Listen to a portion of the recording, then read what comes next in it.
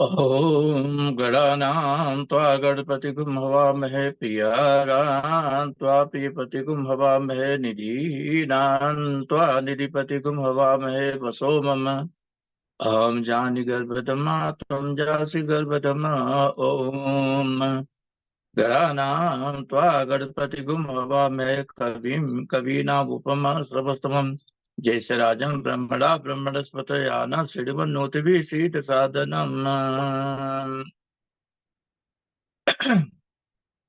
प्रिय जिज्ञासुओं, कल हमने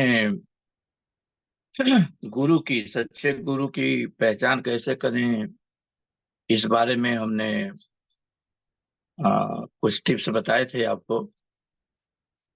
करीब करीब उसी सीरीज में आप समझ सकते हैं आज का क्लास होगा।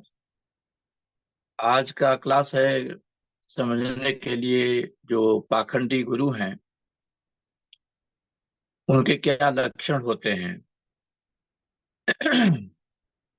ये क्लास मनुस्मृति में अवेलेबल 2 श्लोकों के आधार पर है। मनुस्मृति के 4th चैप्टर से 155 156 2 श्लोकों को हमने लिया हुआ है। जनरली मनुस्मृति को बहुत से लोगों ने काफी विवादास्पद ग्रंथ बना रखा है। वास्तव में मनुस्मृति के ओरिजिनल ग्रंथ को अगर जाएं जिसमें केवल 600 श्लोक हैं तो इसमें कुछ भी विवादास्पद नहीं है। टोटली वेदों के बेस लिखा गया है। बाद में इसमें बहुत से श्लोक ऐड कर दिए गए हैं। ऐड करके आजकल करीब करीब 2700 से भी ऊपर श्लोक बना दिए गए हैं। और ये सभी जो प्रक्षिप्त श्लोक डाले गए थे ये गलत इरादे से कुछ लोगों ने डाला है और इसी का लाभ उठा करके कुछ विरोधी लोग मनुस्मृति पर कटाक्ष करते रहते हैं और वास्तव में इसी को आधार बना करके मिसयूज करके हमने खुद अपने सोसाइटी में बहुत से गलत तरह की परंपराएं पैदा कर रखी हुई। लेकिन हम ओरिजिनल मनुस्मृति पर जाएं तो इसमें आपको एक भी चीज गलत नहीं लगेगी। यह पूर्णतः वैदिक है, वेदों के आधार पर है। उसी में से हमने 2 श्लोक आज लिया हुआ है पाखंडियों की पहचान करने के लिए। वास्तव में जिसकी पहचान करने के लिए मनुस्मृति में ये श्लोक मनु महाराज ने लिखा है, इसी के आधार पर बहुत से पाखंडियों ने इसमें बहुत से पाखंड जोड़ चुके हैं ऑलरेडी। तो आते हैं आज के 2 श्लोकों पर। चैप्टर 4 श्लोक नंबर 155 156 है। धर्म ध्वजो सदा लुब्धस् सात्मिको लोक दंभकः। मैं इसको ब्रेक करके पढ़ूंगा ताकि आप लोगों को उसका अर्थ भी ऑटोमेटिकली समझ आता रहे। कोई वैदिक संस्कृत तो है नहीं, लौकिक संस्कृत है, तो बहुत से चीजों का अर्थ आपको समझ में आएगा। धर्म ध्वजी सदा लुब्धस् सात्मिको लोक दंभकः वैदाल व्रतिको ज्ञेयो हिंसः सर्वाभिसंधकः। इसमें ज्यादा तक शब्दों के अर्थ आप लोगों को शायद खुद ही पता चल रहे होंगे। अधो दृष्टि नैष्कृतिक स्वार्थ साधन तत्पर सठो मिथ्या विनीतश्च वक व्रत चरो द्विज। वक व्रत चरो मतलब बकुल की तरफ से ध्यान लगाने वाले। और पहले श्लोक में तो वैदाल व्रत को बिल्ली की तरह ये हिंसक होते हैं। धर्म ध्वजो, धर्म ध्वजी का मतलब है ये लगेगा कि इनसे बड़ा कोई धर्म की पताका को फहराने वाला कोई है ही नहीं, सबसे आगे दिखाई पड़ेंगे धर्म ध्वज को बढ़ाने वाले। लेकिन ये सब कुछ वो हिडन एजेंडा की तरह करते हैं। तो गलत इरादा रख करके ये धर्म ध्वजी बनते हैं। बहुत से ऐसे तरीके हैं जिससे पता लगाया जा सकता है कि ये नाटक कर रहा है। केवल एक छुपाव का रास्ता है अपने हित स्वार्थ को सिद्ध करने का, या वास्तव में ये धर्म ध्वज फहराने वाला है। थोड़ा सा अगर हम लोग जागृत रहेंगे तो समझ सकते हैं। तो धर्म ध्वजी का मतलब है कि ये धर्म की पताका को फहराने का बहुत बड़ा दिखावा करता है, राइट। लेकिन अंदर क्या होता है, ये सदा लुब्ध, अंदर ही अंदर हमेशा लोभी बना रहता है। इसका कोई न कोई स्वार्थ होता है, अपना स्वार्थ होता है, सदा लुब्ध, राइट। छादमी को छद्म वेशधारी होता है। अब ये सब बताने के बाद भी आपको तो यही लगेगा कि ये सभी कुछ दिखावे में कर रहा था, हम पहचाने कैसे। लेकिन इन्हीं के अर्थ में ही इन्हीं के अर्थ में ही इनके दिखावे का, इनके बनावटीपन का, इनकी जो गलत वृत्तियां हैं उसका छिपाव भी होता है, और वो समझा जा सकता है, राइट। लोक दंभ का मतलब ये बड़ी बड़ी बातें करता है शास्त्रों के बारे में, लेकिन जब ध्यान से वहीं पर देखेंगे तो वास्तव में शास्त्रों की बात नहीं करता है, केवल ये झूठ फैलाता रहता है। ये वो उस तरह से दम भागेगा जैसे इससे बड़ा कोई विद्वान नहीं है, लेकिन वास्तव में किसी शास्त्र का प्रमाण नहीं देगा। वह दिखावा करता है कि शास्त्रज्ञ है, लेकिन वास्तव में किसी शास्त्र का प्रमाण नहीं देगा। जो कुछ भी बोलेगा वो गलत इरादे से बोलेगा। और ये बात समझा जा सकता है कि ये वेदों के आधार पर नहीं बोल रहा है, ये दिखावे के लिए बोल रहा है। ध्येयो हिंसा पैडाल वृत्ति को, बिल्ली की तरह यह हिंसक होता है। बिल्ली कभी कभी लगता है कि बड़ा प्यार भी दिखाती है, लेकिन सही समय आने पर वो पंजा मार देती है। तो वैदाल वृत्ति को यो हिंसा सर्वाभि संधक, ये व्यक्ति जो है किसी भी हालत में, राइट, जो भी ये करता है ये वो सब कुछ एक दम्भ भरे इरादे से करता है, हिडन एजेंडा की तरह से करता है। और ये भी चीजें जब हम ध्यान से इसके ऊपर स्टडी करेंगे तो समझ में आ जाएगा। अधो दृष्टि, हमेशा दृष्टि नीचे किए रखता है, क्योंकि आंख से आंख मिलाकर बात करने की प्रवृत्ति इसके अंदर हो नहीं सकती है। जिसके अंदर दुष्टता भरी रहती है वो आंख से आंख मिला करके बात नहीं कर सकता है, वो दृष्टि उसके नीचे रहती है। और ये हमेशा स्वार्थ साधन तत्पर रहता है, अपने स्वार्थ सिद्धि के लिए तत्पर रहता है। सठो, ये दुष्ट है। दुष्ट का मतलब है कि ये जो कुछ भी करता है उसमें कोई न कोई इसका बहुत बड़ा हिडन एजेंडा जरूर छिपा रहता है। मिथ्या विनीत, ये अपने को मिथ्या विनीत दिखाता है। इतना विनीत और सहिष्णु दिखाएगा जैसे लगता है इससे बढ़िया राई मीठा आदमी तो कोई दुनिया में है ही नहीं। यही सबसे राई विनीत स्वभाव वाला आदमी मिला है।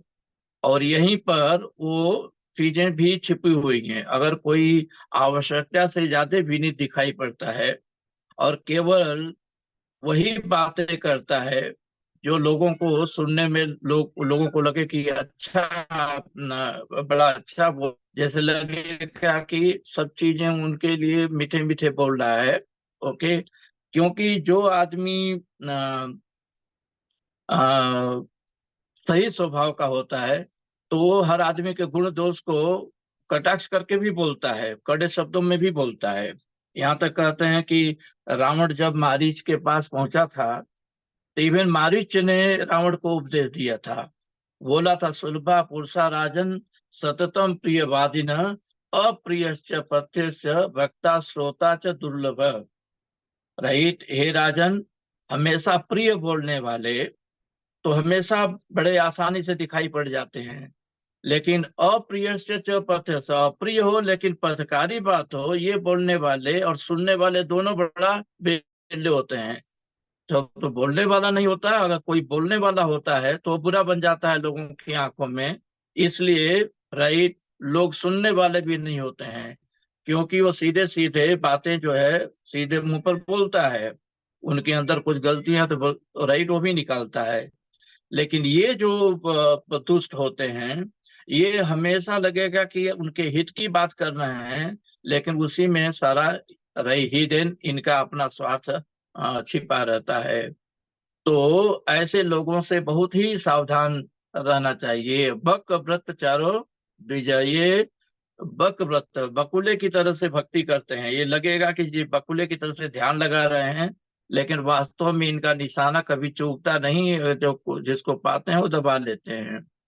तो इसलिए हमें हमेशा इनकी जो वृत्तियों को, इनके चाल चलन को, इनकी बातों को अगर हम थोड़ा सा ध्यान दे करके एनालाइज करने लगेंगे, उन पर ब्लाइंड बिलीव नहीं करेंगे, तो पता चल जाएगा। क्योंकि कोई आदमी अच्छा है तो अच्छी बातें भी करेगा, लेकिन अगर उसको पता चल जाता है किसी के अंदर कुछ अवगुण है तो वो मुंह पर बोलता है, उसको सीधा सही करना चाहता है। मारीच जैसा दुष्ट व्यक्ति भी रहित रावण को अच्छे उपदेश दिया रहा था, अपने समझ से ही चाहा था कि रावण जो है सीता हरण से के पाप से बच जाए, विमुख हो जाए।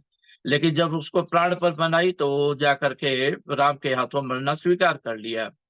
तो जो आदमी आपके हितकर होगा वो हमेशा मीठा नहीं बोलेगा, उसकी बातें जो हैं आपको चुभेंगी। बहुत बार तो ऐसा होता है कि जब हम हितकर बात बोलते हैं तो लोग राइट उससे दूरी बना लेते हैं, राइट सोचते हैं कि इसकी कड़वी बात कौन सुनने जाए। ओके। तो यह भी है, सत्यम ब्रूयात प्रियम ब्रूयात न ब्रूयात सत्यम अप्रियम सत्यम च प्रियम च नानितम ब्रूयात, ये धर्म सनातन, उसी को भी धर्म माना गया है। सत्यम ब्रूयात प्रियम ब्रूयात, सत्य बोलना चाहिए और प्रिय बोलना चाहिए, न ब्रूयात सत्यम अप्रिय, अप्रिय सत्य नहीं बोलना चाहिए। लेकिन ये हमेशा सही नहीं होता है, बहुत बार हमें अप्रिय सत्य बोलना पड़ता है। और ये अप्रिय सत्य बोलने वाले बुरे नहीं होते हैं, लेकिन लोग उनको बुरा समझ लेते हैं। तो यहाँ पर तो कहा गया न प्रिया सत्यम अप्रियम, लेकिन कभी कभी, हाँ कभी कभी कुछ ऐसा भी होता है जहाँ पर अप्रिय सत्य बोलना अच्छी बात नहीं होती है। जैसे किसी की मृत्यु हो गई है और आप जा करके उसके मृत्यु पर कटाक्ष कर रहे हैं, तो वो तो सही नहीं है। लेकिन अप्रिय सत्य इसलिए बोल रहे हैं, किसी की भलाई हो तो वो अप्रिय सत्य तो बोलना चाहिए। तो उसमें सुलभा पुरुषा राजन सततम प्रियवादिन अप्रिय से प्रत्यय से वक्ता श्रोता से दुर्लभ, अप्रिय सत्य बोलने वाले की कैटेगरी में आप आएंगे और बहुत ही अच्छी बात होती है। तो प्रियम च नानितम प्रियात, प्रिय हो लेकिन वो झूठा हो, राइट। प्रियम च नानितम प्रियात, ये धर्म मतलब प्रिय हो लेकिन झूठा हो, वो नहीं बोलना चाहिए, राइट। लेकिन ये जो जिनकी बात करते हैं, जिन पाखंडियों की बात कर रहे हैं, ये हमेशा प्रिय बोलेंगे और झूठा बोलेंगे। और ये चीज उनकी हरकतों से पहचाना जा सकता है, थोड़ा सा ध्यान देंगे तो पहचाना जा सकता है कि हमारे हित की बात कर रहा है कि वास्तव में हमारे अहित की बात कर रहा है। कुछ इसी ढंग का एक बड़ा अच्छा और श्लोक है, एक्चुअली स्कंद पुराण है। स्कंद पुराण में बहुत कुछ चीजें टाइप में भी, जैसे मनुस्मृति को बदनाम करने के लिए बहुत से स्पेशली बौद्ध लोग जो हैं हिंदू के भेष में घुस करके, ब्राह्मण के भेष में घुस करके बहुत सी चीजें उसमें जोड़ दी हैं जो गलत हैं। और उसी को एग्जाम्पल बना करके वो इसका जो है धर्म की निंदा भी करते रहते हैं। उनकी भी अपनी एक धर्म की एक तरह की स्वार्थ सिद्धि होती है। तो जैसा कि मैंने बताया कि मनुस्मृति में केवल 600 ओरिजिनल श्लोक हैं और बाकी श्लोक जो जोड़ करके 2700 से ऊपर तक बना दिया गया है, वो सभी पाखंडियों का ही काम है। उन्होंने जोड़ करके अपने स्वार्थपरक चीजों को जोड़ दिया है और उसी से धर्म को भी बदनाम करते रहते हैं। तो हमें राइट समझना पड़ेगा। उसी मनु महाराज ने यह भी लिखा है पाखंडियों का समझने के लिए, उसमें पाखंड के बहुत से श्लोक प्रक्षिप्त करके लिखे गए हैं, तो समझना उनको जरूरी होगा। उसी तरीके से हमारे पुराणों में भी बहुत सी चीजें गलत लिखी गई हैं, वो वेदों के अनुकूल नहीं है, लेकिन बहुत कुछ उनके अनुकूल भी है। कल भी देखा हुआ हमने, जो एग्जाम्पल लिया था उसमें कुछ छांदोग्य उपनिषद से था, कुछ मुंडको उपनिषद से था, और हमने उसी में भागवत के भी श्लोक लिए हुए थे। तो गीता के भी श्लोक लिए हुए थे। तो भागवत के श्लोक में, भागवत में बहुत कुछ जोड़ा गया है जो गलत भी है, लेकिन हम उन सब चीजों को पिकअप करते हैं वहां से जो सही है, और जो प्रक्षिप्त अंश है उसको छोड़ देना। उसी तरह से वाल्मीकि रामायण में उत्तरकांड जो लिखा गया है वो प्रक्षिप्त सर्ग है, कोई भी ध्यान से देखेगा तो युद्ध कांड के लास्ट 2-3 पेजेस पढ़े तो उसको समझ आ जाएगा कि ग्रंथ का उपसंहार तो वहीं पर कर दिया गया है। और बाद में बहुत कुछ चीजें लिखा गया है जो राम के कैरेक्टर का असैसिनेशन करती हैं। राम ने, कृष्ण ने, मैं एक बार फिर से दोहराऊंगा, कभी भी कोई गलत काम अपने जीवन में नहीं किया। लेकिन दोनों को बदनाम करने के लिए बहुत सी चीजें लोगों ने पुराणों में भर रखी हैं। एक दिन हम उस पर भी चर्चा करेंगे, लेकिन फिलहाल आज हम चर्चा कर रहे थे कि जो पाखंडी हैं इनके क्या लक्षण होते हैं और इनको कैसे पहचाना जा सकता है। कभी कभी ये लोग इतने छिपे रुस्तम होते हैं, वो उसी तरह से आजकल आप देख रहे होंगे साइबर क्राइम चल रहा है। कुछ लोग हैं दूसरों का पैसा ऑनलाइन चुरा लेते हैं, कुछ न कुछ करके वो जो है धोखा दे देते हैं लोगों को, बैंकों से फ्रॉड करके पैसे निकाल लेते हैं। तो उसी तरह से इसमें भी कुछ लोग हैं धर्म ध्वज लेकर के आगे चलते हैं, लेकिन वास्तव में उनका काम है केवल अपना स्वार्थ सिद्धि करना। तो इनको हमें समझना बहुत जरूरी होता है कि ये मन से बोल रहा है, सही चीज बोल रहा है, वेदों के अनुकूल बोल रहा है, कि ये जो कुछ भी बोल रहा है वो दिखावा है। और इन सब चीजों का थोड़ा सा स्टडी करने पर किसी का भी समझ में आ जाएगा। जैसे जो ऑनलाइन फ्रॉड करते हैं उनके बारे में भी अगर थोड़ा सा भी आप देखेंगे, थोड़ा सा उस पर एनालाइज करेंगे तो आपको समझ में आ जाएगा। कुछ दिनों पहले किसी ने हमें कॉल करके बोला कि आपका कोई कोरियर है, फेडेक्स कोरियर है, जो कहीं जाकर के कहाँ फंस गया है, किसी कस्टम में कहीं फंस गया है। और हम समझ गए कि ये, हमने तो कोई ऐसा कोरियर हमारे पास आने वाला नहीं है। तो हमने कहा ऐसा हमारे पास कोई कोरियर नहीं, उन्हें फोन कट करके रख दिया। तो इस ढंग से लोग हैं जो फंसाते रहते हैं और लोगों से पैसे ऐंठते रहते हैं। तो थोड़ा सा भी अगर जागरूक रहेंगे तो जो इनके लक्षण है, इन इन पाखंडियों के लक्षण है, उसे जरूर पहचानेंगे और उनके झांसे में नहीं आएंगे। तो जैसा कि मैं कह रहा था, इवन स्कंद पुराण में एक इसी ढंग का कुछ श्लोक है, बड़ा अच्छा श्लोक है, धर्म ध्वजी सदा लुब्ध। इसका भी देखेंगे तो पहला जो पहला लाइन का भाग मिलता जुलता है, उसमें भी धर्म ध्वजी सदा लुब्ध है। ओके, तो वहाँ है धर्म ध्वजी सदा लुब्ध छात्मिको लोक दंभ कर, वैदाल वृत्ति को गियो हिंस सर्वाभि संधक। यहाँ पर लिखा है धर्म ध्वजी सदा लुब्ध पर दार रतो ही यह। धर्म ध्वजी सदा लुब्ध पर दार रतो ही ज, कोरोति तीर्थ गमनम स नर पातकी भवेत। ऐसा नर पातकी होता है, सारे तीर्थाटन करता रहता है लेकिन इसकी नजर रहती है परदारों पर, राइट। परदार में दूसरी दूसरी औरतों पर ये घात लगाए रखते हैं। तो धर्म की ध्वजा लेकर के चलेंगे आगे, जैसे लगेगा कि इनसे बड़ा कोई धर्म ध्वजा है ही नहीं है, लेकिन बैकग्राउंड में ये केवल ध्यान लगाते हैं, बकुले की तरह ध्यान लगाते हैं दूसरी औरतों को, राइट। तो ऐसे लोगों को भी पहचानना जरूरी है। ये सारे तीर्थों में जाएंगे, लगेगा कि इनसे बड़ा तो कोई भक्त है ही नहीं। सारे तीर्थ घूम करके आएंगे लेकिन इनके मन में सब राइट पाठकी आइडिया रहती है, गलत आइडिया रहती है।